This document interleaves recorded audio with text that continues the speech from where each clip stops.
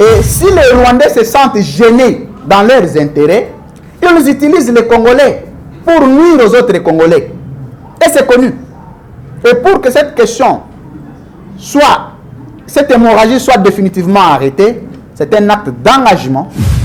Mais tout ce que les Rwandais peuvent dire dans ces pays, il viendra un jour où les Congolais vont comprendre que les Rwandais belé bakati na pirogue, misu bakati na nage, misu bakati na mai, misu bakati na zamba, il y aura un jour. Et un vrai patriote congolais viendra et il fera comprendre aux Rwandais que le Congo c'est le Congo et il n'existe pas une partie de la province du Rwanda qui s'appelle RDC. Ata mukolo yokaka na mikolo ko yaka que Rwandais moko akokomaka président na mboka na biso, il faut koyeba ko longwa congolais akokoma. Il faut espérer pour notre pays, il faut lutter pour notre pays.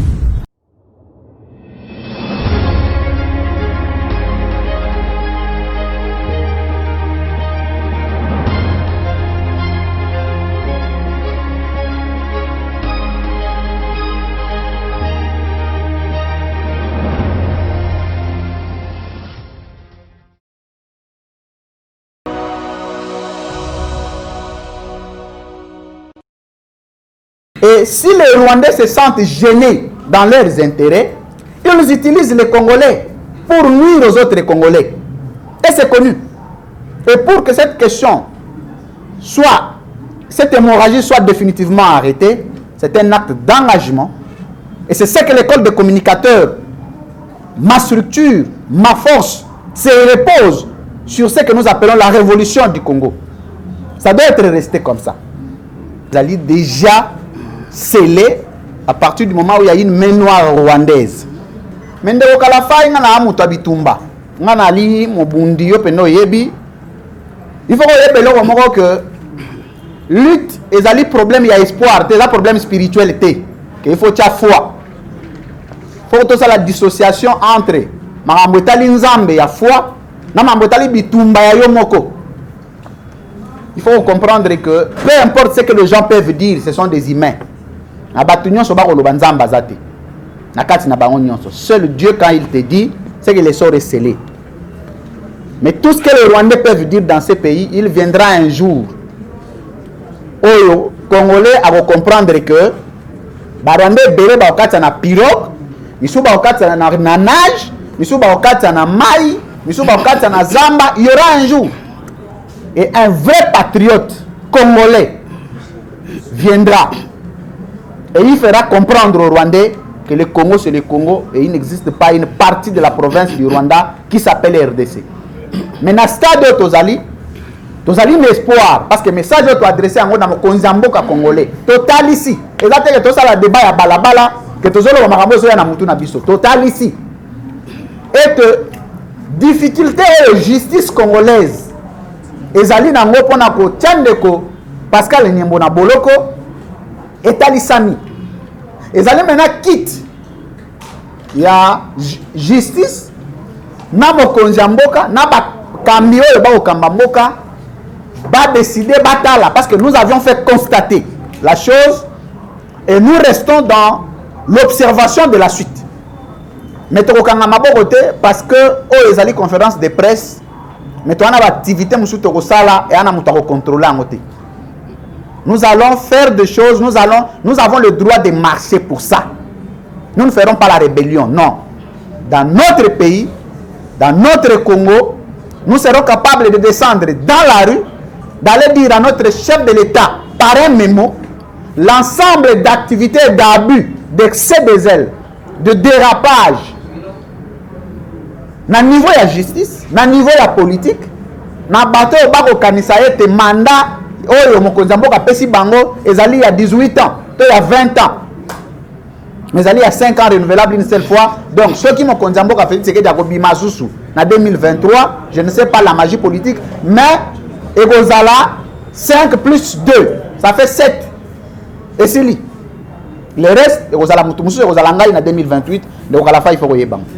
Oh ezamboka na biso ata mukolo yokaka na mikolo ko yaka que Rwandais moko akokomaka président na mboka na biso, il faut koyebaka kolongwa congolais akokoma.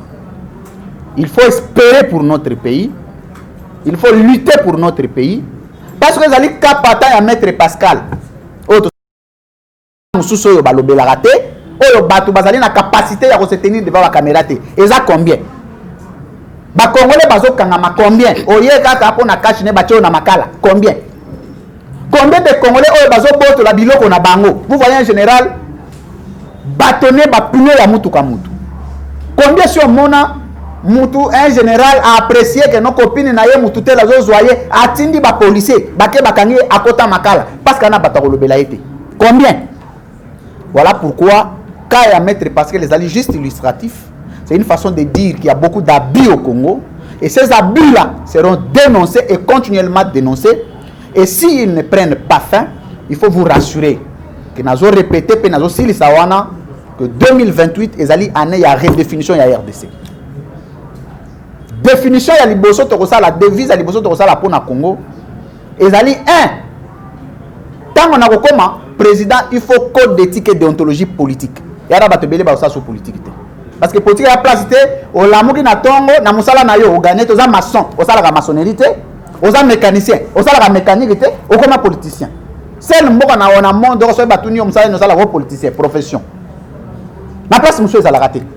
Et donc, après code d'éthique et déontologie politique, na la campagne entre présidents, il faut dicter française. Entre biso ba candidat président après débat na RTNC to sali dicté au moment que on va non à 100 000 mais dicté au katayo. Voilà, merci. Voilà. Mokonzi mboka asala ko nomination to monaka souvent ele kana ba itando ike mais pour nini ya mettre Pascal ele kana na itando ike te mama na ko répondre yo boye makasi na biso makasi na ngai na yo ezali d'abord to ebarake est-ce que likam o muto zo sala ezali ko respecter constitution to mobeko la constitution elobi boye wana to dans l'article 79 alinéa 3 elobi le président de la République l'article 73 alinéa 3 elobi le président de la République statue par voie d'ordonnance nulle part na constitution baloba que ordonnance nyonso ya chef de l'État il faut pour la validité na pose la valable il faut le bélango na TV. Encore que makambo tali présidence de la République azali na ba direction, aza à peu près na 7 directions. Tozali na direction o ba bengi direction ya communication. Toza pe na direction ba bengi direction ya presse. Et loko sengé to mitune dali boy. Est-ce que ordonnance o enomaki maître Pascal ezaki publié na journal officiel peu comme opposable na batunyonso? Na koyanula que ordonnance à maître Pascal Ezaki signé le 27 décembre 2018 par le président de la République Joseph Kabila Kabange, contresigné par le premier ministre Bino Tibala. Ezaki peut publier dans le journal officiel. Pour la koyebisa biso que ordonnance na ezali ya mabe et sengel d'abord koyana ordonnance ya bien. Oh et noma mutu mususu na place ya maître Pascal. Encore que banda maître Pascal azala nommé le quoi directeur et ça na mutu moko te le kan ko ba ke ngai nde ba nomanga directeur maître Pascal a dit que c'est le bangi usurpation à fonction tala ordonnance na ngai yango ba kende ko vérifier na journal officiel ba kenda ko interpeller même le premier ministre Bino Tibala que est-ce que yo contresigné qui ordonnance chef de l'État ce qui a wanga nde ba ke voilà asa la ordonnance ya mabe to bengi yango ya mbata et loko na ko loba yango wana et loko mso tuni lobi pona nini silence radio to bato CSC bazali c'est bazali kimia kino lelo yo c'est tout à fait normal toza na état de droit maître Pascal azali interpellé azana ba avocat azali na équipe ya communication azana porte-parole o tozali ko sala peut-être bato CSC ba yeba kité parce que lelo comment soki bakangi mutu pona bakenda ko pesa batu quand même moi et sengo ba mbala moko détourner mais comme le kola mo slogan moko boy ba bombarder détourner autant de millions.